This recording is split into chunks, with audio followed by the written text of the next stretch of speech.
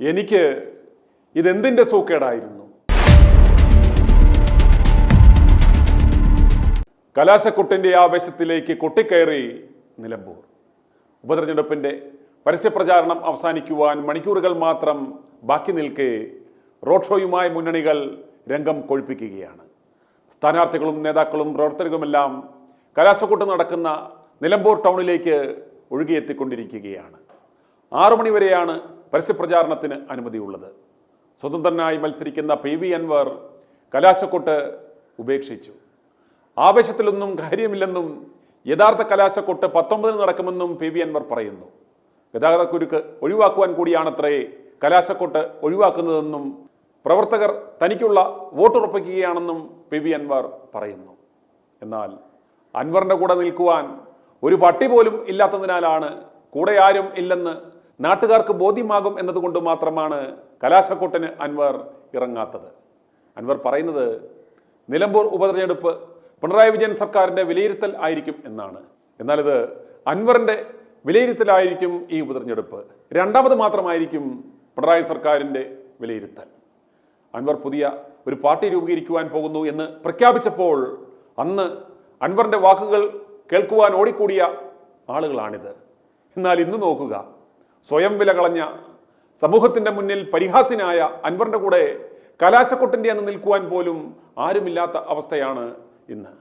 നിലമ്പൂരിലെ ജനങ്ങളെ വഞ്ചിച്ച, മറ്റൊരു ഉപതെരഞ്ഞെടുപ്പിലേക്ക് തള്ളിവിട്ട അൻവറിന് നാണം കെട്ട തോൽവി നിലമ്പൂരിലെ ജനങ്ങൾ നൽകുമെന്ന് ഉറപ്പായി കഴിഞ്ഞു. ഈ പണിയെല്ലാം കാണിച്ചിട്ട് നിന്ന് ഈ നാണം കെട്ടവൻ യാതൊരു ഉളുപ്പുമില്ലാതെ വന്നു നിന്ന് തള്ളുന്നത് കാണുക. ആ കലാശക്കൊട്ട് നിലമ്പൂരിലെ സാധാരണക്കാരായ ജനങ്ങൾ പിണറായിസത്തിൻ്റെ ശവപ്പെട്ടിയുടെ അവസാനത്തെ ആണി നിലമ്പൂരിൽ നിന്ന് വളരെ വൃത്തിയായിട്ട് അടിക്കും.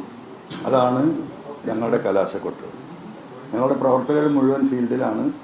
പരിമിതമായ പ്രവർത്തകരാണ് ഞങ്ങൾക്കുള്ളത്. അവരെ ഇന്ന് ഈ നായാട്ടിന് വിടണ്ട എന്ന് തീരുമാനിക്കുകയാണ് ഞങ്ങൾ ചെയ്തത്. 2, ഈ മഴയുമായി ബന്ധപ്പെട്ട് വലിയ ട്രാഫിക് ജാമുണ്ട്. മിനിഞ്ഞാന്ന് തന്നെ ഏകദേശം 7 മണിക്കൂർ, 3.5 മണിക്ക് തുടങ്ങി രാത്രി നമ്മൾ 10 മണിയോട് കൂടിയാണ് 9:50 അവസാനിപ്പിക്കുന്നത്. 6.5 മണിക്കൂറോളം CNG റോഡ് ബ്ലോക്കായിരുന്നു. അതിൽ തന്നെ എനിക്ക് അങ്ങേറ്റത്തെ വിഷമമുണ്ട്. ഇനിയും വീണ്ടും അത്തരത്തിലുള്ള ഒരു അവസ്ഥയിലേക്ക് പോകരുത് എന്ന ഒരു താല്പര്യം കൂടി അതിൻ്റെ പിന്നിലുണ്ട്. ഇതാണ് 1ഉം 2ഉമായിട്ട് പറയാനുള്ളത്. മൂന്നാമത്തെ കാര്യം, നിങ്ങൾ കൂടെ ശ്രദ്ധിക്കേണ്ട ഒരു കാര്യം, ഈ ഉപതെരഞ്ഞെടുപ്പ് 9 വർഷത്തിന് ശേഷം ഈ ഗവൺമെൻറ്, പിണറായി ഗവൺമെൻറ്റിൻ്റെ 9ാം വാർഷികം ആഘോഷിക്കപ്പെട്ടു. 4 എന്ന് പറയുന്നുണ്ട്, എന്തായാലും 9 വർഷമല്ല. 2ാം പിണറായി ഗവൺമെൻറ്റിൻ്റെ ഭരണത്തിൻ്റെ വിലയിരുത്തലാകും ഈ തെരഞ്ഞെടുപ്പ് എന്ന് CPMയുടെ പാർട്ടിയുടെ സംസ്ഥാന ജനറൽ സെക്രട്ടറി സഖാവ് ഗോവിന്ദൻ മാഷ് ഉൾപ്പെടെ ഇവിടുത്തെ ജനങ്ങളോട് നിങ്ങളുടെ ചോദ്യത്തിന് ഉത്തരമായി പറഞ്ഞിട്ടുള്ളതാണ്. പലരും പറഞ്ഞിട്ടുണ്ട്. സ്ഥാനാർത്ഥി സ്വരാജ് പറഞ്ഞിട്ടുണ്ട്, എളമരം കരീം സഖാവ് പറഞ്ഞിട്ടുണ്ട്, TP രാമകൃഷ്ണൻ സഖാവ് പറയാതെ പറഞ്ഞിട്ടുണ്ട്. അങ്ങനെ പലരും ഇതൊരു പിണറായി ഗവൺമെൻറ് വിലയിരുത്തലാകും എന്നാണ് പറഞ്ഞത്. എനിക്ക് ഈ വിഷയത്തിൽ ഒറ്റ ചോദ്യമാണ് പാർട്ടിയുടെ സംസ്ഥാന ജനറൽ സെക്രട്ടറി സഖാവ് ഗോവിന്ദൻ മാഷോട് ചോദിക്കാനുള്ളത്. അതിന് അദ്ദേഹം ഉത്തരം പറയണം. ഞാൻ ജൂദാസാണ്, അത് പോട്ടെ, അതിൽ കുഴപ്പമൊന്നുമില്ല. ഈ തെരഞ്ഞെടുപ്പ് LDFനെ സംബന്ധിച്ച് അവരുടെ തെരഞ്ഞെടുപ്പ് ചരിത്രത്തിൽ ഏറ്റവും വലിയ പരാജയമാകാൻ പോവുകയാണ്. അവരുടെ എല്ലാ മെഷീനറിയും 99 98 MLA-മാരും മുഖ്യമന്ത്രി അടക്കമുള്ള മുഴുവൻ മന്ത്രിസംഘവും അവരുടെ മറ്റു തൊഴിലാളി പ്രസ്ഥാന നേതാക്കളും അവരുടെ കോർപ്പറേഷൻ മേയർമാരും അവരുടെ ജില്ലാ പഞ്ചായത്ത് പ്രസിഡന്റുമാരും തുടങ്ങി അവരുടെ പഞ്ചായത്ത് പ്രസിഡന്റുമാരുൾപ്പെടെയുള്ള മുഴുവൻ ശക്തിയും ഉപയോഗിച്ചാണ് ഈ തെരഞ്ഞെടുപ്പിനാണ് നേരിടുന്നത്. പണം അവർക്കൊരു പ്രശ്നമല്ല. പണം പല വഴിക്കും വന്ന് ഈ മണ്ഡലത്തിൽ ഒഴുകുന്നത് നിങ്ങളൊക്കെ തന്നെ കണ്ടുകൊണ്ടിരിക്കുകയാണ്. ഇന്ന് ആ പണം വീടുകളിൽ എത്തിത്തുടങ്ങിയിട്ടുണ്ട്. കഴിഞ്ഞ 2 ദിവസമായി അവർ നിർലോഭം വോട്ടർമാരെ സ്വാധീനിക്കാൻ പണം കൊടുത്തുകൊണ്ടിരിക്കുകയാണ്. അതിലെ ഏറ്റവും എന്താ പറയുക അത്ഭുതകരമായ കാര്യം, LDFൻ്റെ എതിർത്ത് വോട്ട് ചെയ്യുന്നവർക്ക് മാത്രമല്ല പണം കൊടുക്കുന്നത്, LDF-നോടൊപ്പം നിൽക്കുന്നവർക്കും CPM-നോടൊപ്പം നിൽക്കുന്നവർക്കും പണം കൊടുത്തിട്ട് വോട്ട് വാങ്ങുന്ന ദയനീയമായ കാഴ്ച ഇവിടെ കണ്ടുകൊണ്ടിരിക്കുകയാണ്.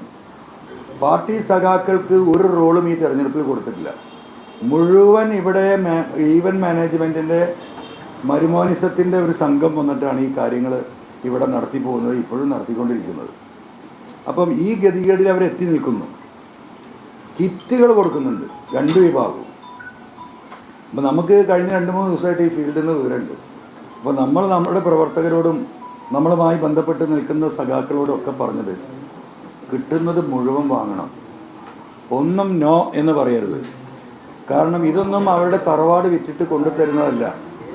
കേരളത്തിലെ ജനങ്ങളെ പല രീതിയിൽ കൊള്ളയടിച്ച് കബളിപ്പിക്കപ്പെട്ടിട്ടുള്ള പണമാണ് ഇവിടെ നൽകുന്നത്. ഇങ്ങനെയൊക്കെ ചെയ്തിട്ടും സഖാവ് ഗോവിന്ദ മാഷോടുള്ള ചോദ്യം, ഈ തെരഞ്ഞെടുപ്പിൽ LDF-ൻ്റെ സ്ഥാനാർത്ഥി ശ്രീ സ്വരാജ് പരാജയപ്പെട്ടാൽ മുഖ്യമന്ത്രിയെ ആ സ്ഥാനത്തു നിന്ന് മാറ്റുമോ?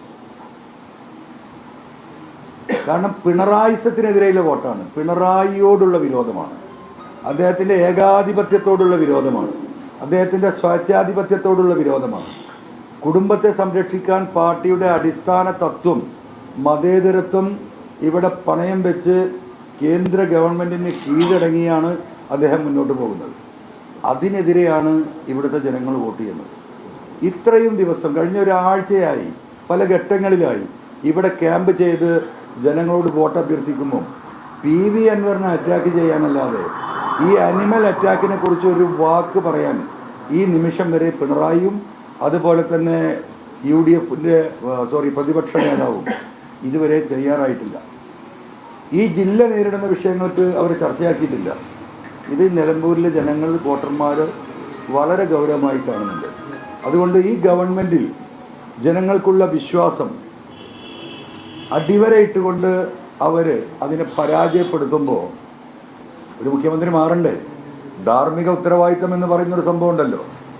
ആ ധാർമ്മിക ഉത്തരവാദിത്തം മുഖ്യമന്ത്രി ഏറ്റെടുത്തില്ലെങ്കിൽ അദ്ദേഹത്തോട് മാറി നിൽക്കാൻ പറയാനുള്ള തൻ്റെ ഇടം CPM-ൻ്റെ സംസ്ഥാന കമ്മിറ്റിക്കും അതിൽ ഉത്തരവാദിത്തപ്പെട്ടവർക്കുമുണ്ടോ എന്നതാണ് എൻ്റെ പ്രധാന ചോദ്യമായിട്ടുള്ളത്. രണ്ടാമത്തെ കാര്യം, ഇവിടെ ഇപ്പോൾ വലിയ ചർച്ച നടക്കുന്നു. അതായത് ഞാനൊരു ഷൗക്കത്ത് വിരോധിയാണ്, അതുകൊണ്ടാണ് ഈ എതിർക്കപ്പെടുന്നത് എന്ന ചർച്ച ഇപ്പോഴും ഇവിടെ ലൈവാക്കി നിർത്താൻ വേണ്ടിയിട്ട് ഒരു വിഭാഗം UDF-ലെ ഒരു ചെറിയ വിഭാഗം ലീഡർഷിപ്പ് ഇവിടെ ഇവിടെ ഫാഷൻ പരേഡ് നടത്തിക്കൊണ്ടിരിക്കുന്ന ഒരു വിഭാഗമുണ്ട്. അവരാണ് ഇത് പ്രചരിപ്പിക്കുന്നത്. ഫാഷൻ പരേഡ് ആരാണ് നടത്തുന്നതെന്നത് എല്ലാവർക്കും അറിയാം, ഞാൻ അതിനെക്കുറിച്ച് പറയുന്നില്ല. ആ വിഭാഗം ഒഴികെ മറ്റാരും ആ ഒരു വാദഗതി ഉയർത്തുന്നില്ല. ഒറ്റ കാര്യം എനിക്ക് നിങ്ങളോട് പറയാനുള്ളത്, ഇന്നലെ ഇവിടെ KPCC-യുടെ മറ്റൊരു സെക്രട്ടറി ഉണ്ട്, VA കരീം. ഷൗക്കത്തിനേക്കാളും എത്രയോ സീനിയറാണ് അദ്ദേഹം. നിരവധി തവണ ഇപ്പോഴും മുനിസിപ്പൽ കൗൺസിലിലെ മുനിസിപ്പാലിറ്റിയിലെ തിരഞ്ഞെടുക്കപ്പെട്ട അംഗമാണ്. അദ്ദേഹം 2005 മത്സരിച്ച് ജയിച്ചിട്ടുണ്ട്, 2015 ജയിച്ചിട്ടുണ്ട്, 2020 ജയിച്ചിട്ടുണ്ട്. അദ്ദേഹം പരാജയപ്പെട്ടത് 2010 മുനിസിപ്പൽ ഇലക്ഷനിലാണ്. അദ്ദേഹം ഇവിടെ ചന്തക്കുന്നുകാരനാണ്. ശ്രീ ആര്യാടൻ മുഹമ്മദിൻ്റെ ഏറ്റവും വിശ്വസ്തനായ ഒരു വ്യക്തി കൂടിയായിരുന്നു. ആര്യാടൻ ഷൗക്കത്ത് വോട്ട് മറിക്കാൻ തുടങ്ങിയത് ആദ്യമായിട്ട് 2010 മുനിസിപ്പാലിറ്റി വന്നതിന് ശേഷമുള്ള തെരഞ്ഞെടുപ്പിൽ ഈ പറയുന്ന ആര്യാടൻ ഷൗക്കത്തും ഈ പറയുന്ന VA കരീമും ഈ മുനിസിപ്പാലിറ്റിയിലേക്ക് മത്സരിച്ചിരുന്നു. സ്വാഭാവികമായും സീനിയോറിറ്റിയിൽ VA കരീം അന്നും KPCC സെക്രട്ടറി അദ്ദേഹം, എൻ്റെ ഓർമ്മ ശരിയാണെങ്കിൽ, അല്ലെങ്കിൽ DCC വൈസ് പ്രസിഡൻ്റാണ്. എന്തായിരുന്നാലും അന്നത്തെ സീനിയോറിറ്റി പ്രകാരം ഈ പറയുന്ന VA കരീമായിരിക്കും UDF അധികാരത്തിൽ വരികയാണെങ്കിൽ മുനിസിപ്പൽ ചെയർമാനാകുക. ഈ 20 കൊല്ലത്തിൻ്റെ ചരിത്രത്തിൽ ആദ്യമായിട്ട് VA കരീം പരാജയപ്പെട്ടു. എവിടെ പരാജയപ്പെട്ട അറിയാം നിങ്ങൾ? 300 തൊട്ട് 400 വോട്ട് കിട്ടുന്ന നിലമ്പൂർ അങ്ങാടിയിലെ ചന്തക്കുന്ന് ബസ് സ്റ്റാൻഡിൻ്റെ പരിസരത്ത് നിൽക്കുന്ന വാർഡിൽ വോട്ട് വാരി തോൽപ്പിച്ചിട്ടാണ് അദ്ദേഹം ആദ്യമായിട്ട് മുനിസിപ്പൽ ചെയർമാനാകുന്നത്. ഞാൻ ഈ കാര്യം എനിക്ക് ഓർമ്മയില്ലായിരുന്നു കേട്ടോ. എനിക്ക് ഇന്നലെ അദ്ദേഹത്തിൻ്റെ ഏറ്റവും അടുത്തൊരു ബന്ധു വിളിച്ചിട്ട് നമുക്ക് പിന്തുണ അറിയിക്കുകയാണ്. ഞങ്ങളെ കാക്കാൻ്റെ രാഷ്ട്രീയ ഭാവി നശിപ്പിച്ചത് ഷൗക്കത്താണ്, നിങ്ങൾക്കറിയാലോ. അതുകൊണ്ട് ഇന്ന വോട്ടർമാരെ, ആളുകളെ, ഞങ്ങളെ കുടുംബത്തിൽ നിങ്ങൾ ബന്ധപ്പെടണം എന്ന് പറഞ്ഞ് എനിക്ക് നമ്പർ തരാണ്. അപ്പം കാലുവാരൽ ആരംഭിച്ചതിന് നേതൃത്വം കൊടുത്തത് മാത്രമല്ല, ആ തെരഞ്ഞെടുപ്പിൽ പരാജയപ്പെട്ടിട്ട് ഈ പറയുന്ന ഷൗക്കത്ത് VA കരീമിൻ്റെ കുടുംബങ്ങൾ ആര്യാടൻ്റെ വീട്ടിൽ പോയി വലിയ വിഷയങ്ങളുണ്ടായി, അന്ന് വാർത്തകൾ വന്നതാണ്. അപ്പോൾ ആ കുടുംബം അവർ ചെറിയ കുടുംബമല്ല. VA കരീമിനെ അങ്ങനെ തള്ളിക്കളയാവുന്നതല്ല. ഈ മണ്ഡലത്തിലെ ഏറ്റവും മുതിർന്ന കോൺഗ്രസിൻ്റെ നേതാവ് കൂടിയാണ്. ആ കുടുംബത്തിൻ്റെ വോട്ടില്ല പരിപൂർണമായിട്ട്. രണ്ടാമത്തെ കാര്യം, ഇപ്പോൾ ഇന്ന് അദ്ദേഹം നടത്തിയ പ്രസ്താവന നിങ്ങൾക്കറിയാം. ഇന്നലെ സ്വരാജ് വീട്ടിൽ പോയി, അവിടെ വീട്ടിൽ പോയിട്ട് പ്രകാശിൻ്റെ കുടുംബത്തെ കണ്ടുവന്നു. ആ കാര്യങ്ങൾ നിങ്ങൾ ആരും ചോദിച്ചപ്പോൾ അതിന് മറുപടിയായിട്ട് അദ്ദേഹം പറഞ്ഞു, എന്താ അദ്ദേഹം പറഞ്ഞ മറുപടി, ഞാൻ ആളുകളെ പരമാവധി ആളുകളെ കാണാൻ തിരക്കുകയാണ്. എന്താണ് ആ വാക്കിൻ്റെ അർത്ഥം? ആ വാചകത്തിൻ്റെ അർത്ഥം എന്താ? ഈ പറയുന്ന VV പ്രകാശും കുടുംബവും മനുഷ്യർ പോലും അല്ല. ഇവിടെ KPCCയുടെ AICCയുടെ നേതാക്കന്മാർ മുഴുവൻ പോയി ആ കുടുംബത്തോട് കണ്ടു. അദ്ദേഹത്തിൻ്റെ സ്മരണകൾ ഈ നാട്ടിലുണ്ട്, ഒരു തർക്കമില്ല. എൻ്റെ കൂടെ പഠിച്ച, എൻ്റെ 1 ഇയർ സീനിയറായി പഠിച്ച KSUവിൽ ഒരുമിച്ച് പോരാടിയ വ്യക്തി കൂടിയാണ്. എനിക്ക് ആത്മബന്ധമുള്ള വ്യക്തിയാണ് അദ്ദേഹം. പക്ഷേ ഈ തെരഞ്ഞെടുപ്പ് മുഴുവൻ ഇത്രയും പ്രചരണം ഇവിടെ നടക്കുമ്പോൾ ഒരു പോസ്റ്ററിൽ പോലും ഈ പറയുന്ന VV പ്രകാശിൻ്റെ ഒരു ചെറിയൊരു ഷെയ്ഡി ഫോട്ടോ പോലും കൊടുക്കാൻ കഴിയില്ല. എൻ്റെ പരാതിയല്ല കേട്ടോ, ഇതൊക്കെ മറുഭാഗത്ത് നിൽക്കുന്ന പ്രകാശിനെ സ്നേഹിക്കുന്ന ഇപ്പോഴും ജീവിക്കുന്ന ആയിരക്കണക്കിന് കോൺഗ്രസ് പ്രവർത്തകരുടെ തയ്യാറായിട്ടില്ല. അതുപോലെ തന്നെ നിൽക്കുന്ന മറ്റൊരു വിഷയം, ഈ ഒരു മനുഷ്യൻ മരിച്ചു കഴിയണം അല്ലേ? VV പ്രകാശ് നമ്മോടൊപ്പം ഇല്ല. ഏതൊരു എന്താ പറയുക അഹങ്കാരിക്കും ധിക്കാരിക്കും ഒരു മരണശേഷം ഒരു വ്യക്തി മരണപ്പെട്ടാൽ സ്വാഭാവികമായിട്ടുണ്ടാകുന്ന ഒരു മനംമാറ്റം, ആ മനംമാറ്റം പോലും ഇവിടെ ഉണ്ടായിട്ടില്ല. ആ വോട്ട് പരിപൂർണമായും അദ്ദേഹത്തിന് തള്ളപ്പെടുകയാണ്. രണ്ടാമത്തെ കേസ്, ഒരു കുടിയേറ്റ കർഷകനെ ഇവിടെ സ്ഥാനാർത്ഥിയാക്കണമെന്ന കുടിയേറ്റ കർഷകരുടെ ആവശ്യം പാടെ തിരസ്കരിച്ചതിന് പിന്നെ വേറെ സ്റ്റോറിയുണ്ട്. മലപ്പുറം ജില്ലയിൽ 4 സീറ്റാണ് UDF കോൺഗ്രസിന് കൊടുക്കുന്നത്, 16 സീറ്റിൽ. ആ 4 സീറ്റിൽ ആകെ ഒരു 8 MLA ഉള്ളത്. ആ MLA ആരാന്ന് നിങ്ങൾക്കറിയാലോ, വണ്ടൂരിൽ നിന്നുള്ള AP അനിൽകുമാറാണ്. AP അനിൽകുമാറിനെ സംബന്ധിച്ച് ഇവിടെ മറ്റൊരു MLA വരുന്നതിൽ ഒരു താല്പര്യമില്ല, നമ്പർ 1. നമ്പർ 2, AP അനിൽകുമാറിനെ എനിക്ക് സീറ്റ് നൽകിയിൽ കിട്ടിയില്ലെങ്കിൽ വണ്ടൂരിൽ നിന്നെ ഞാൻ തോൽപ്പിക്കും എന്ന തിട്ടൂരം ഷൗക്കത്തിന് വകയുണ്ട്. നിങ്ങൾ ശരിക്കും മനസ്സിലാക്കണം, ഇവിടുത്തെ ഞാൻ ഈ പറയാത്ത പൊളിറ്റിക്സാണ് ഈ പറയുന്നത്. അപ്പം ആ ഒരു ഘട്ടത്തിൽ അനിൽകുമാറിൻ്റെ കൂടി പ്രേരണയിലാണ് ഇവിടെ ഷൗക്കത്ത് സ്ഥാനാർത്ഥിയായിട്ട് വരുന്നത്. ഈ മണ്ഡലത്തിൽ ഇനിയൊരു ജില്ലയിൽ ഒരു MLA ഉണ്ടാകാതിരിക്കാനുള്ള ആവശ്യക്കാരനായ AP അനിൽകുമാറിൻ്റെ വലിയൊരു വിഭാഗം ഇവിടെ ഈ തെരഞ്ഞെടുപ്പിൽ ഷൗക്കത്തിനെതിരെ വോട്ട് പിടിക്കുന്നുണ്ട്. അവരുമായി ഞങ്ങൾ ബന്ധപ്പെടുന്നുണ്ട്. ഞാൻ തുറന്നു പറയാം,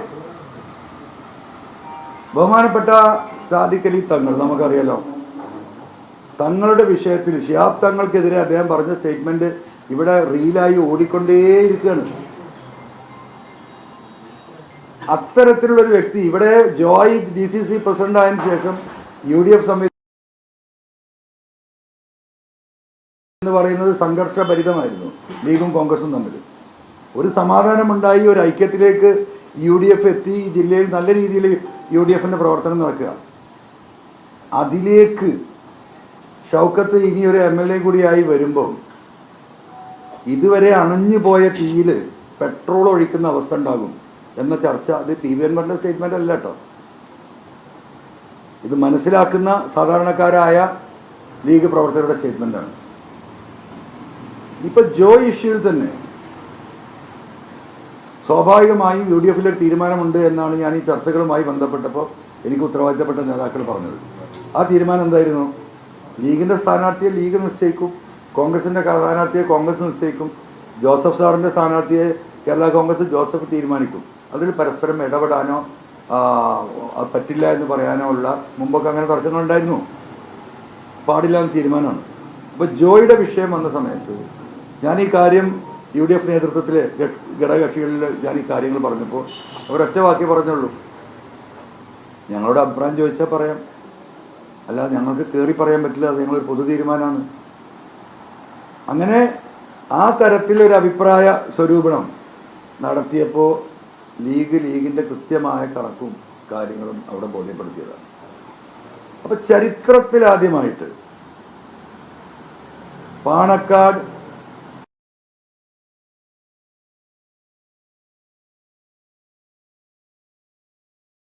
അത് നിഷേധിക്കപ്പെട്ടു എന്ന് മാത്രമല്ല, ഞാൻ ജയിപ്പിക്കും, ഞാൻ ഇപ്പോൾ കാണുന്നുണ്ടല്ലോ ഈ ഞാൻ പിണറായി അഹങ്കാരം കാണിക്കുമ്പോൾ നമുക്ക് മനസ്സിലാക്കാം എന്ത് ബേസിലാണ് അദ്ദേഹം കാണിക്കുന്നത്. ഈ പറയുന്ന ഈ അഹങ്കാരം ഒരാളില്ലെങ്കിലും ഞാനിതിനെ ജയിപ്പിക്കുന്നു.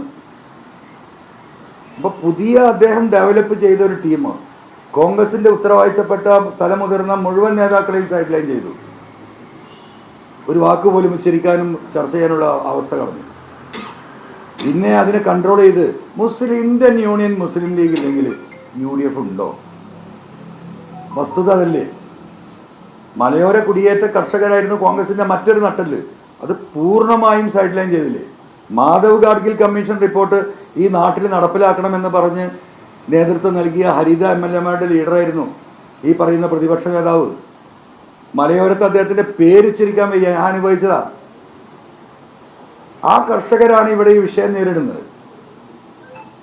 ആ കർഷകരുടെ ചോദ്യത്തിന് ഇപ്പോഴും ഉത്തരം നൽകാൻ പ്രതിപക്ഷ നേതാവിന് ഈ നിമിഷം വരെ സാധിച്ചിട്ടില്ല. പിന്നെ ഈ അഹങ്കാരം വെച്ച് നടക്കുകയാണ്. പിന്നെ എവിടുന്നാ വോട്ട്? ആരാണ് വോട്ട് ചെയ്യുക? ഇത്രയും കാര്യങ്ങൾ ഇവിടെ വളരെ ഗൗരവമായി ചർച്ച ചെയ്യുക. ഇനിയിപ്പോൾ നമുക്ക് സ്വരാജിൻ്റെ കാര്യം എടുക്കാം. സ്വരാജ് CPM തോറ്റമ്പി കിടക്കാണ്. CPM എന്ന് പറയാൻ പറ്റില്ല. ഈ പിണറായിസത്തെ തോൽപ്പിക്കുന്നതിൻ്റെ മുൻപന്തിയിൽ പാവപ്പെട്ട സഖാക്കളും തൊഴിലാളികളും ആകുമെന്ന് ഞാൻ പറഞ്ഞു. 35,000 വോട്ടിൻ്റെ മുകളിൽ ഒരു വോട്ട് സ്വരാജിന് കിട്ടാൻ പോകുന്നില്ല. ഇന്നലെ ഞാൻ പോത്തുകല്ലിൽ വോട്ട് ചെയ്യിക്കാൻ പോയപ്പോൾ അവിടുന്ന് കുറച്ച് കർഷകർ വോട്ട് ചെയ്യിക്കുമ്പോഴേ എന്നോട് പറഞ്ഞെന്താ അറിയോ, അൻവർക്ക് നിങ്ങൾ ധൈര്യമായിട്ട് ചോദിക്കും, ഇവിടുന്ന് വീട് വിറ്റ് പോയനല്ലേ അവൻ, അങ്ങാടി പോയി വീടുണ്ടാക്കിയില്ലായിരുന്നു. ആരാ പറഞ്ഞു? പച്ച സഖാവാണ്. ഈ മലയോരത്തായിരുന്നു ആരുണ്ടായിരുന്നത്? മലയോരത്ത് താഴ്വരയിൽ പോത്തുകല്ല് പറഞ്ഞാൽ നിങ്ങൾക്കറിയാം, ആ ഗ്രാമത്തിൽ ആ കാർഷിക മേഖലയിലായിരുന്നു സ്വരാജ് വീട് വെച്ച് താമസിച്ചിരുന്നത്. ആ വീട് വിറ്റ് ഇവിടെ നിലമ്പൂർ ടൗണിൽ വന്ന് വീട് വെച്ചു. ഇവർക്കൊക്കെ എന്ത് കമ്മിറ്റ്മെൻറ്റ്, അവന് അതിന് സൗകര്യമുണ്ട്, ഞങ്ങൾ അങ്ങോട്ട് പോകണം അൻവർക്കാ, നിങ്ങൾ ധൈര്യമായിട്ട് മുന്നോട്ട് പോ എന്ന് പറയുന്നത് ആരാ? ഇവിടുത്തെ സഖാക്കളാണ്. ഇത്രയും വിഷയമുണ്ടായിട്ട് ഈ മലയോര വിഷയത്തിൽ ഒരു വാക്ക് പറയാൻ ചില SNDPയുടെ പ്രവർത്തകർ തന്നു. അവർ പറഞ്ഞ അൻവർക്കാ നിങ്ങൾ മുന്നോട്ട് പോയിക്കോ. ശബരിമല ഞങ്ങളുടെ നെഞ്ചിൽ ഇപ്പോഴും തീയാണ്. ഒരാൾ പിണറായി പോലും ആ രീതിയിൽ പറഞ്ഞിട്ടില്ല. ഞങ്ങൾ നിങ്ങളുടെ കൂടെയാണ്. ഇവിടെ മതേതരത്വ നിലപാട് സ്വീകരിക്കുന്ന ഒരു വ്യക്തി നിങ്ങൾ തന്നെയുള്ളൂ. പിന്നെ ഏത് വോട്ടാണ് കിട്ടാൻ പോകുന്നത്? ഇന്നലെ വോട്ട് ചോദിച്ച് നടക്കുമ്പം നമ്മുടെ എന്താ പറയുക, ഈ തൊഴിലുറപ്പ് തൊഴിലാളികൾ ആ കൊടും മഴയത്ത് വിറച്ച് പണിയെടുക്കുകയാണ് സ്ത്രീകൾ. 70 വയസ്സുള്ളവരും 75 വയസ്സുള്ളവരും അതിലുണ്ട്. ഒരു 25 വയസ്സ് തുടങ്ങിയിട്ട് എന്നോ സർക്കാർ പ്രഖ്യാപിച്ച അവർക്ക് റെയിൻകോട്ട് കൊടുക്കും, ഷൂ കൊടുക്കുന്നു മഴക്കാലത്ത്. രാവിലെ പോയി ഇവർ പണിയെടുത്ത അടിമകളെ പോലെ ഈ സ്ത്രീകളെ ഈ കൊടും മഴയത്ത്, നേതാക്കന്മാരൊക്കെ വീട്ടിനകത്ത് നല്ല സൗകര്യത്തിൽ LC സെക്രട്ടറി അടക്കം ജീവിക്കുമ്പോൾ ജീവിതത്തിൻ്റെ രണ്ടറ്റം മുട്ടിക്കാൻ പോകുന്ന ഈ പാവപ്പെട്ട തൊഴിലാളികൾ ഒരു റെയിൻകോട്ട് 100 റുപ്യാണ്, ഒരു ഷൂസിനൊരു 10-300 റുപ്യ വരും. അവരുടെ പ്രതികരണമാണ്, ആശാവർക്കന്മാരുടെ പ്രതികരണം ഞാൻ പറയേണ്ടതില്ല. അപ്പോൾ തൊഴിലാളി വർഗ പാർട്ടി പരിപൂർണമായിട്ടും ഈ പറയുന്ന ലെവലിലേക്ക്, അദാനി അംബാനിമാരുടെ പാർട്ട്ണർഷിപ്പിലേക്ക് ഉയർന്നതിൻ്റെ പ്രതിഫലനം അത് തന്നെയാണ്. ഇവിടെ സ്വരാജിനെ സംബന്ധിച്ച് ജനങ്ങൾ അടിച്ചിട്ടിരിക്കുകയാണ്, ഒരു നിലക്കും എഴുന്നേൽക്കാൻ കഴിയാത്ത വിധം. പിണറായി ഇപ്പോൾ ഒരാഴ്ചയെ നിന്നുള്ളൂ. ഈ പറയുന്ന 2 ആഴ്ചയും ഇവിടെ നിന്നാൽ ഒന്നും കൂടെ നമുക്കൊരു ബെറ്റർ പൊസിഷനിലേക്ക് വരുമായിരുന്നു. ഇതാണ് സ്വരാജ് പ്രത്യക്ഷത്തിലുള്ള അദ്ദേഹത്തിൻ്റെ ഇന്നത്തെ അവസ്ഥ.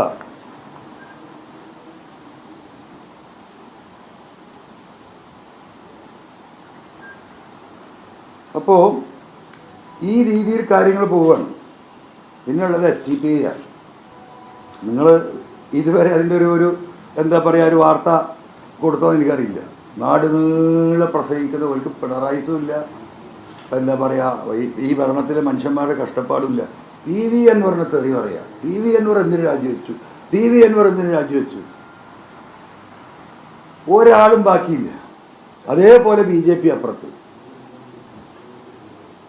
അപ്പം ഒരാളും ഇവിടുത്തെ ഈ ജനങ്ങളുടെ അടിസ്ഥാന വിഷയങ്ങൾ അഡ്രസ് ചെയ്യുന്നില്ല.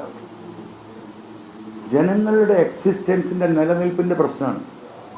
അതുകൊണ്ട് ഞാൻ പറയുന്നത് ജനവും ജനവിരുദ്ധരും തമ്മിലുള്ള പോരാട്ടം എന്ന് ഞാൻ പറയുന്നതാണ്.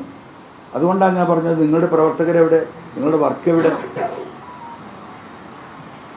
ഈ മണ്ഡലത്തിലെ വീണ്ടും വീണ്ടും അടിവരയിട്ട് പറയുന്നു, 23-ാം തീയതി പെട്ടി എണ്ണുമ്പോൾ PV അൻവർ ഈ പറയുന്ന കാര്യങ്ങൾ നിങ്ങൾ അടിവരയിട്ട് വെച്ചോ. ഈ മണ്ഡലത്തിൻ്റെ ഓരോ വീട്ടിലും ഒന്നിൽ കുറയാത്ത എൻ്റെ പ്രവർത്തകരുണ്ട്. അവർ ആ വീടും ആ പരിസരത്ത് അവർ വർക്ക് ചെയ്യുന്നത് ഒരാൾക്കും കാണാൻ കഴിയില്ല. അല്ലെങ്കിൽ ആ വീട്ടിൻ്റെ ഉള്ളിൽ മാത്രമാണ് അവർ പ്രവർത്തിക്കുന്നത്.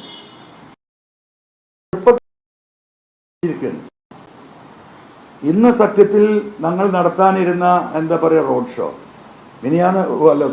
കൊട്ടിക്കലാശം മിനിഞ്ഞാന്നത്തെ റോഡ് ഷോയിൽ തന്നെ സ്ത്രീകൾ പങ്കെടുക്കാൻ വേണ്ടിയിട്ട് വലിയ രീതിയിൽ നമ്മൾ സൗകര്യം ഉണ്ടാക്കി തരണമെന്ന് പറഞ്ഞാണ്.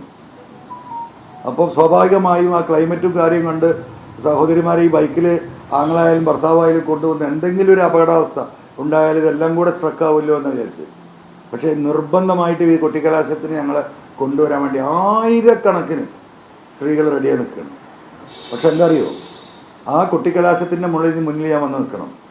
അതൊരു വലിയ ശക്തമായ ഇവർക്ക് പിടിച്ചു കെട്ടാൻ കഴിയാത്ത വിധത്തിലുള്ള ഒരു ജനക്കൂട്ടമായി മാറും എന്ന് സ്പെഷ്യൽ ബ്രാഞ്ച് റിപ്പോർട്ട് കൊടുത്ത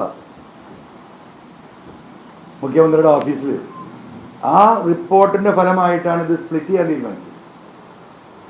കേരളത്തിലെ 957 ശേഷമുള്ള എല്ലാ രാഷ്ട്രീയ തെരഞ്ഞെടുപ്പ് ചരിത്രങ്ങളും കൂടി പരിശോധിച്ച് നോക്കിയാൽ ഒരു നിയമസഭാ തെരഞ്ഞെടുപ്പിൽ ഒരിടത്തും കൊട്ടിക്കലാശം സ്പ്ലിറ്റ് ചെയ്തായിട്ട് എനിക്ക് കാണാൻ പറ്റില്ല.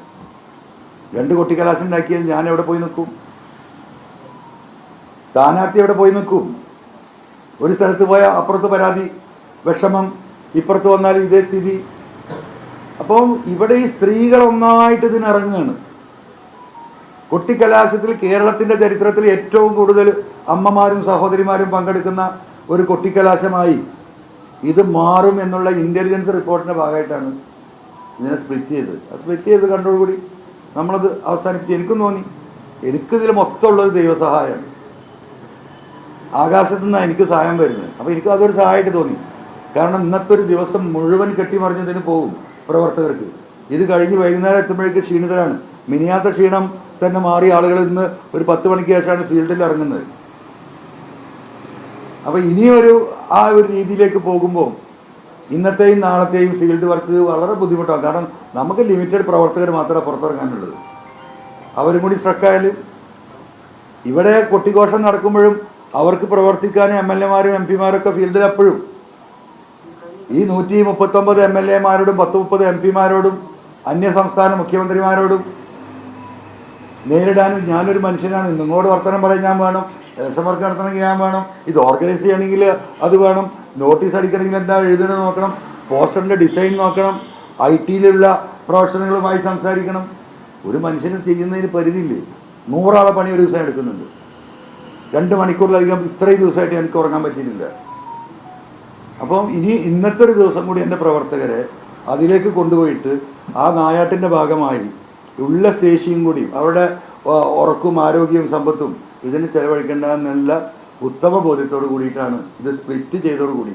അല്ലെങ്കിൽ സ്പ്ലിറ്റ് ചെയ്തില്ലായിരുന്നെങ്കിൽ നടത്തുമായിരുന്നു.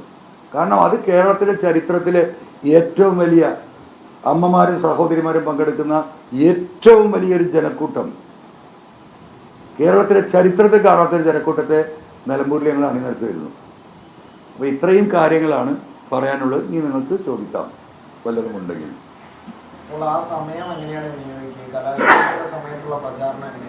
കലാശക്കൊട്ട് നമ്മൾ പ്രവർത്തകരൊക്കെ ഫീൽഡിലാണ്. ഞാൻ മാത്രമല്ല ഇവിടെ ഉള്ളൂ. നമ്മളെ 3-4 അസിസ്റ്റൻസ് വേറെ ആരെയും കാണുന്നുണ്ടോ? നമ്മൾ വീട് കയറി വോട്ട് വെച്ചുകൊണ്ടേ ഇരിക്കുകയാണ്. നമ്മൾ കുറേ പുറകിലാണല്ലോ ആ വീട് കയറല്ലേ. ആ എന്താ പറയുക, ഇന്നും നാളെയായിട്ട് നമ്മൾ കമൻസേറ്റ് ചെയ്യും.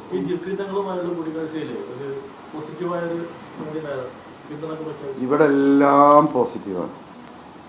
മനുഷ്യനെ സ്നേഹിക്കുന്ന, മനുഷ്യരുടെ ഹൃദയത്തിൽ കാരുണ്യം അവശേഷിക്കുന്ന എല്ലാ രാഷ്ട്രീയ സാമുദായിക നേതാക്കന്മാരും ഈ മലയോര വിഷയത്തിൽ ജനങ്ങൾ അങ്ങേയറ്റത്തെ കഷ്ടപ്പാടിലും ദുരിതത്തിലുമാണെന്നും വരാനിരിക്കുന്ന കേരളം മൃഗങ്ങളുടെ നാടായി മാറുമെന്ന ബോധ്യം അവർക്കുണ്ട്.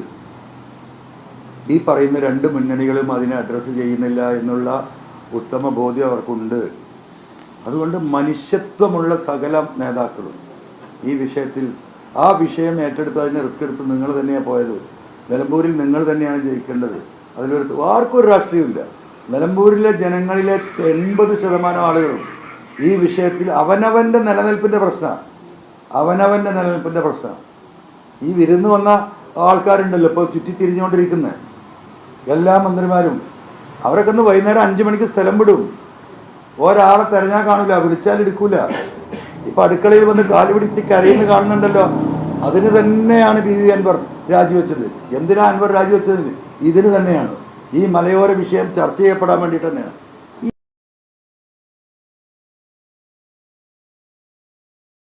ഇതിലൊരു മുന്നണി 2026 ഇവിടെ ജയിച്ചു കയറുന്ന ഞങ്ങൾക്കൊന്ന് കാണുന്നു. കയറില്ല. 1.5 കോടി ജനണ്ട് നേരിട്ട് ഈ വന്യജീവി ആക്രമണത്തിനും അവരുടെ കൃഷിനാശത്തിനും വിധേയമായവർ. അവരെ സംഘടിപ്പിക്കും. 23-ാം തീയതി റിസൾട്ട് വന്നാൽ 24-ാം തീയതി എനിക്ക് ജീവനിൽ കൊക്കിൽ ജീവൻ ഉണ്ടെങ്കിൽ ആ യുദ്ധത്തിൽ ഞങ്ങൾ പുറപ്പെടും. ഈ ജനങ്ങളെ മുഴുവൻ റോട്ടിലേക്ക് നമ്മൾ ഇറക്കും. 1,20,000 കോടി രൂപ അവിടെ ചിലവാക്കി പിണറായി അവകാശവാദം നടത്തി നടക്കുന്നത്.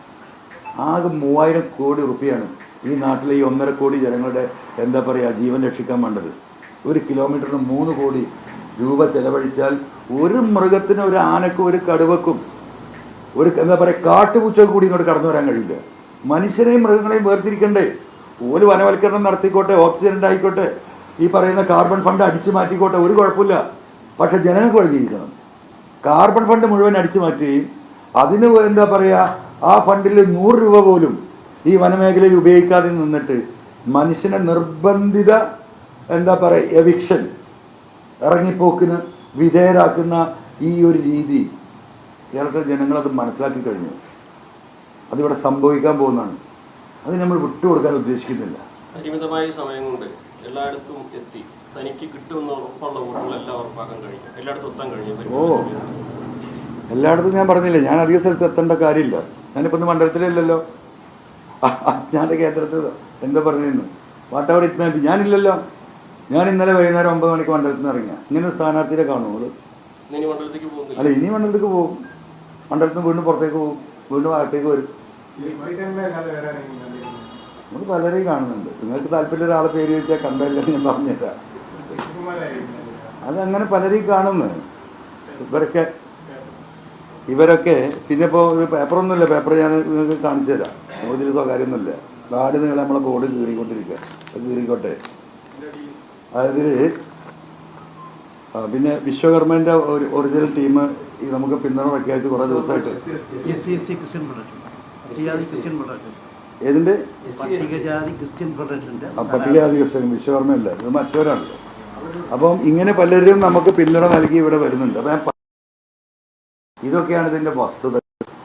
കുറേ കാലം PV അൻവറിനെ വർഗീയവാദിയാക്കാൻ നോക്കി തുടക്കത്തിൽ. അത് പരാജയപ്പെട്ടു. ഇപ്പം ജൂദാസാക്കാനുള്ള ശ്രമമാണ്. അതും പരാജയപ്പെട്ടു. ഇനിയിപ്പോൾ ഈ 23-ാം തീയതി കഴിഞ്ഞാൽ ഏത് വാക്കാണ് അവർ ഉപയോഗിക്കാൻ പോകുന്നത് എനിക്കറിയില്ല. എന്തൊക്കെ അവർ ഉപയോഗിച്ചാലും എന്തൊക്കെ അവർ പറഞ്ഞാലും ഒരു സത്യം ഇവിടെ ഈ നാട്ടിൽ നിലനിൽക്കുന്നുണ്ട്.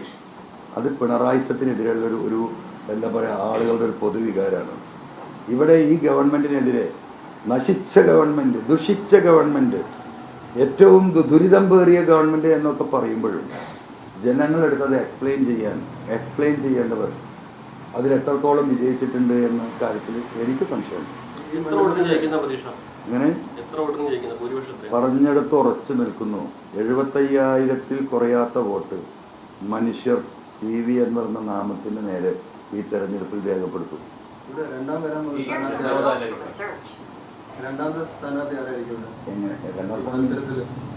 ആരായാലും എന്താ ഒന്നാമത്തെ കാര്യം, രണ്ടാമത്തെ പിന്നെ നമ്മൾ ആരെയും കൊടുക്കലുണ്ടോ? പിന്നെ മൂന്നാരെന്ന് അന്വേഷിക്കുമോ? അത് എന്താ, അതിലൊരു കാര്യമില്ല. ജനാധിപത്യത്തിൽ ജയിച്ചു, തോറ്റവനൊക്കെ ഒരേ കാറ്റഗറിയിലാണ്. അത് ആരും മൈൻഡ് ചെയ്യില്ല. എനിക്ക് തന്നെ അറിയില്ല. ഇപ്പം നിങ്ങളൊരു 10 അല്ലെങ്കിൽ 20 കൊല്ലം മുമ്പോ 15 കൊല്ലം മുമ്പ് 3 ടേമിന് മുമ്പ് മത്സരിച്ച് ജയിച്ച് നിൽക്കുന്ന സ്ഥാനാർത്ഥിയോട് നിങ്ങളുടെ എതിരാളി എന്ന ആരാ മത്സരിച്ച് ജയിച്ചാൽ ഇങ്ങനെ ഒരു 10 സംഖ്യൻ്റെ ആലോചിക്കേണ്ടി വരും. അതിലൊന്നും ഒരു പ്രസക്തി ഇല്ല. ഞാൻ എന്തെങ്കിലും ചെയ്യാൻ വേണം. അല്ല, വോട്ട് നിങ്ങൾ കുറേ വീഡിയോ എടുത്തില്ലേ? ഇതിൻ്റെ ആവശ്യമൊന്നുമില്ല. ഞാൻ ഇവിടെ എവിടെയെങ്കിലൊക്കെ ഉണ്ടാവും. ഈ 9 കൊല്ലം കഴിഞ്ഞിട്ടും ഒറ്റയ്ക്ക് ക്യാമ്പയിൻ ചെയ്യേണ്ട ഒരു അവസ്ഥ വന്ന കാരണം കൂടെ സത്യം പറയാൻ പാടില്ല. പരസ്യത്തില് പഞ്ചായത്ത് പ്രസിഡന്റും പോലും ഇല്ലാന്ന് കഴിഞ്ഞു. അതെ, അങ്ങനത്തെ ഇല്ലല്ലോ, ഒറ്റ പ്രസിഡന്റ് ഇല്ലല്ലോ. അതന്നെ, എന്താ ഒരു വാർഡ് മെമ്പറാണല്ലേ കേട്ടി? നമ്മളെ കൂടെ ആകെ ഒരു വാർഡ് മെമ്പറല്ലേ? ഈ വരാൻ കഴിയില്ലെന്ന്. പക്ഷെ ആയിരക്കണക്കിന് വാർഡ് മെമ്പർമാരും എന്താ പറയുക 10,000-കണക്കിന് പാർട്ടി സഖാക്കളും ഈ നാട് ഒട്ടാകുണ്ട്. സ്ലീപ്പർ സെല്ലുകൾ എന്തായാലും സ്ലീപ്പ് ചെയ്യണോ ഉണരുമല്ലോ. ഉണരുന്ന എപ്പോഴാണ്? ഉറക്കത്തിലാണല്ലോ, മരിച്ചു പോയിട്ടില്ലല്ലോ, ജീവിച്ചിരിപ്പുണ്ടല്ലോ. അവർ ആ പോളിംഗ് സ്റ്റേഷനിൽ പോളിംഗ് ഡേയിൽ ഇന്ന് മാത്രമല്ല 26-ലും ഉണർന്ന് എണീക്കും.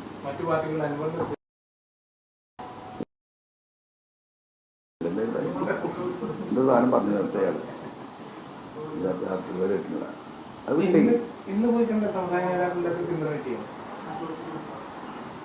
ഇന്നിപ്പോ രാത്രി ശരിയാക്കാറ ഇട്ട് പാര വെക്കാണ്. നമുക്ക് നോക്കാന്നേ. CPM നിന്ന് 35 to 40% നിങ്ങൾ എഴുതി വെച്ചോ. UDF-ലെ 2 വിഭാഗത്തിൽ നിന്നും 25-ൽ കുറയാത്ത വോട്ട് വരും. അതുകൊണ്ടാണ് പറയുന്നത് 35,000 വോട്ടിന് മേലെ സ്വരാജ് കയറില്ല. 45,000 വോട്ടിലേക്ക് ഷൗക്കത്ത് എത്തിയാൽ അവൻ്റെ ഭാഗ്യം. അതിനുള്ള സാധ്യത. ഞാനിത് പറയുമ്പോൾ നിങ്ങൾക്ക് പലതും തോന്നും. ഇപ്പം മിനിയാന്ന് 4 ആൾ പ്രകടനം നടത്തിയപ്പോഴാണ് എന്തുകൊണ്ട് ആൾക്കാർ ഇവിടെ ഉണ്ടെന്നാണ്. അതുവരെ നിങ്ങളെന്താ വിചാരിച്ചിരുന്നത്? നിങ്ങളീ കാണുന്നതും നിങ്ങളീ വിചാരിക്കുന്നതും നിങ്ങളീ സംസാരിക്കുന്നതും അല്ല നിലമ്പൂരിലെ ജനങ്ങളുടെ മനസ്സ്. എത്തല്ല, എങ്ങനെ തന്നെ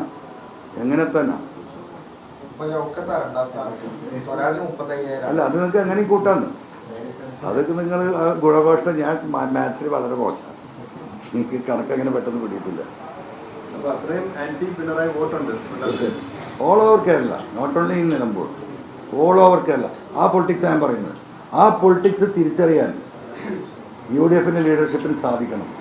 അതിൻ്റെ ഒരു എവിഡൻറ്റ്, കാരണം ഞാൻ മാസങ്ങളായി സംസാരിച്ചുകൊണ്ടിരിക്കുന്ന വെച്ചാൽ അതിൻ്റെ ഒരു എവിഡൻസായിട്ട് ഇങ്ങനെ ഞാനിങ്ങനെ മത്സരിക്കാൻ ഉദ്ദേശിച്ചതല്ലോ, ദൈവം നിയോഗിക്കപ്പെട്ടതാണെന്ന് ഞാൻ വിശ്വസിച്ചതാണ്. ഒരാഴ്ചയിലായിട്ടുള്ളൂ വാതിലടച്ചിട്ട്.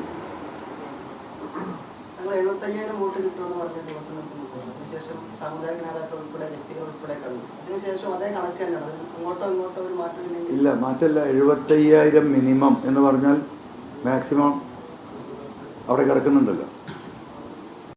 അത് അതിശയോക്തിപരമെന്ന് നിങ്ങൾക്ക് തോന്നും. നിങ്ങൾ വിചാരിക്കുന്ന എന്താ, എവിടെ നിന്ന് കിട്ടാൻ? ജനം ഒരു വേറെ സ്റ്റൈലിലേക്ക് ചിന്തിച്ചു. അത് അവരുടെ അനുഭവമാണ്. 7 മണിക്ക് വാതിലടച്ച് കടയടച്ച് വീട്ടിലേക്ക് പോകേണ്ട കച്ചവടക്കാരാണ് ഈ നാട്ടിലുള്ളത്. നിലമ്പൂരിലെ ജനങ്ങൾ നിലമ്പൂർ മുനിസിപ്പാലിറ്റിയിലെ സ്വരാജ് സെക്കൻഡ് ഷോക്കൊക്കെ പോകുന്നുണ്ടാവും. കാരണം പുള്ളി ഇപ്പോൾ ടൗണിൽ താമസിക്കുന്നുണ്ട്.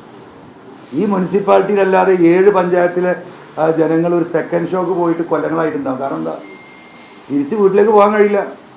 ജാഥ നയിക്കുകയാണ് ഇവിടെ പന്നികൾ. കഴിഞ്ഞ അസംബ്ലിയിൽ ഒരു വർഷം മുമ്പ് വന്ന ഒരു ചോദ്യം ഉണ്ടായിരുന്നു. ഇവർ പഠനം നടത്തിയാൽ ഫോറസ്റ്റ് ഡിപ്പാർട്ട്മെൻറ്റ് കേരളത്തിൽ എത്ര പന്നികളുണ്ട് കൊടുത്ത കണക്കെത്ര അറിയാം നിങ്ങൾ? 2000 പന്നി. 2000 പന്നി. അന്ന് രാജു മിനിസ്റ്ററാണ് ഫോറസ്റ്റ്. ഞാൻ പറഞ്ഞു 2 ബാഗൺ നിലമ്പൂരിലേക്ക് വിടാൻ പറഞ്ഞു. ഒരു 50,000 പന്നിയാണ് ഞാൻ കയറ്റി തരാമെന്ന് പറഞ്ഞു. കേരളത്തിൻ്റെ നിയമസഭയിൽ ഞാൻ പറഞ്ഞതാണ്. ഇപ്പോൾ ഇവിടെ ഈ 1 കിലോമീറ്ററിൽ നിങ്ങളൊന്ന് പരിശോധിച്ചാൽ ഇവിടെ 200 പന്നി ഉണ്ടാവും ഒരു 25 ഏക്കറിൻ്റെ ഉള്ളിൽ. എന്നിട്ടാണ് ഇവരെ കൊടുക്കുന്ന കണക്ക്. ഏത് 2000? ഇവിടെ മുമ്പ് ഇവിടെയൊക്കെ തോക്കുണ്ടായിരുന്നു, എല്ലാ കർഷകർക്കും ലൈസൻസ്ഡ് തോക്കുണ്ടായിരുന്നു.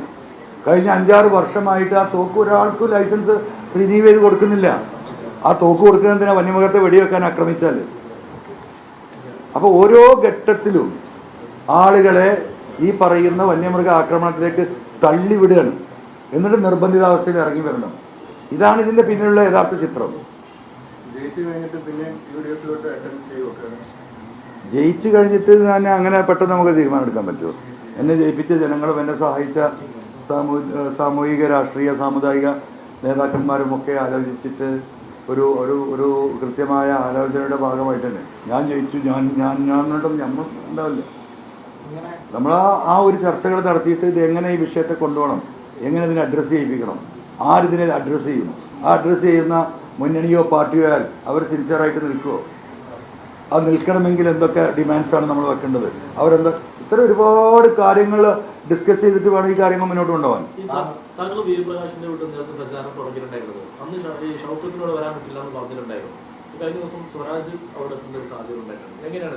അല്ല, ഇപ്പോഴും പോകാൻ കഴിഞ്ഞിട്ടില്ലല്ലോ. ഒരു മനുഷ്യൻ മരിച്ചിട്ട് ഞാൻ മനുഷ്യരെ കാണാൻ പോവുകയാണ്. എനിക്ക് പ്രകാശിൻ്റെ കുടുംബം മനുഷ്യവർഗത്തിൽ പെട്ടതല്ല എന്നല്ലേ എൻ്റെ അർത്ഥം? എന്നോടാണെങ്കിൽ നിങ്ങൾ അങ്ങനെ ചോദിക്കുമല്ലോ. നിങ്ങൾ ആരും ചോദിച്ചു കേട്ടില്ലല്ലോ. ഞാൻ മനുഷ്യരെ പരമാവധി മനുഷ്യരെ കാണാൻ നടക്കുകയാണെന്നാണ് കേട്ടി. ഏതിലപ്പോൾ കണ്ടത്? നീ കാണിച്ചപ്പോൾ ഏഷ്യാനെറ്റോ? എല്ലാ ചാനലുണ്ട്. നിങ്ങൾക്ക് ആരും തിരിച്ചു ചോദിച്ചായിട്ട് ഞാൻ കണ്ടില്ല.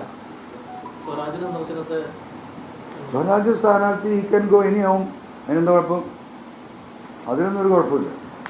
അപ്പോൾ താങ്കൾ പറഞ്ഞത് യാഥാർത്ഥ്യമായിട്ട് 75,000 വോട്ട് അതൊരു ചരിത്ര സംഭവം തന്നെയാണ്. അങ്ങനെയാണെങ്കിൽ 23-ാം തീയതിക്ക് ശേഷം എന്താണ് രാഷ്ട്രീയ മാറ്റം? അല്ല, അതപ്പോൾ ഞാൻ പറഞ്ഞത് അരുൺ ശ്രദ്ധിച്ചില്ല. നമ്മളെ സഹായിച്ചവരും ഈ രാഷ്ട്രീയത്തോട്, ഞാൻ പറയുന്ന രാഷ്ട്രീയത്തോട് യോജിക്കുന്ന 103ഓളം കർഷക സംഘടനകളുണ്ട്. അത് പരമപ്രധാനമാണ്. സാമൂഹിക സംഘടനകളുണ്ട്, സാമുദായിക സംഘടനകളുണ്ട്, അല്ലാത്തവരുണ്ട്. ഈ ലീഡർഷിപ്പും അണികളുമായി നല്ലൊരു കൂടിയാലോചന നടത്തിയിട്ട് നമ്മളൊരു തീരുമാനം എടുക്കും.